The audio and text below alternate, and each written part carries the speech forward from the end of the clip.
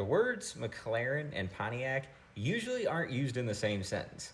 Today, however, we're going to change that. We're going to talk about a car that was the result of a collaboration, actually, between Pontiac and McLaren in the years 1989 and 1990. This is a limited production car that I want you guys to know about because they're not talked about a lot. This is the Turbo Pontiac Grand Prix.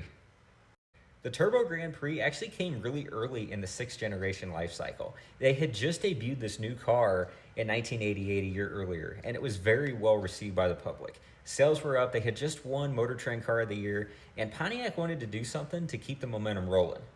These cars didn't start production until late 1989, so they got a late start on this, but their result was pretty cool. They came up with the Turbo Grand Prix, which was based on the SE trim package in a coupe body style. The cars were actually shipped off to ASE McLaren as unfinished coupes so that ASE and McLaren could do their magic. And what they did was they outfitted these things aesthetically, so they changed a lot as far as the exterior features go. They changed the suspension, they changed the brakes, they also changed the engine, which we'll get to here in a second. Aesthetically, they would actually add these wheel arches that you see here, these 16-inch wheels, and then a new rear bumper. In the front of the car, you got this extended front bumper and then the hood louvers, which were actually functional. There was no information out there that at least I could find that said if you got any specific things when it came to the interior on the Turbo Model Grand Prix. So we're just going to talk about this car.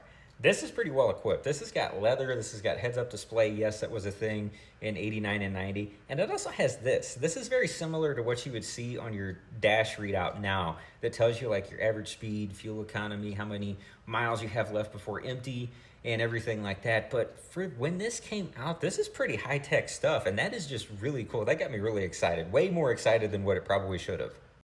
Under the hood, that 3.1-liter V6 was actually built by ASE and McLaren. They added the water-cooled T25 turbocharger to the 3.1-liter V6, in total making 205 horsepower and 220 foot-pounds of torque. This car would go from 0 to 60 in 7.9 seconds and rip through the quarter mile at a solid 15.7, which for 89 and 90, you can make fun of it all you want. Those are pretty solid numbers.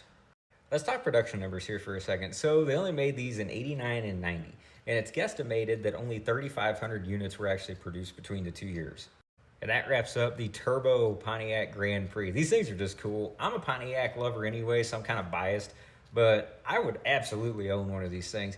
And they're not that expensive. From what I saw, they're between 12 and 15 grand for a really nice one, according to Bring a Trailer, Classic.com, and a couple other places. But anytime that you have the words Turbo, Pontiac, and McLaren all in the same sentence, and it's like a collaboration between everything, and you can say it's your car, that is an absolute win.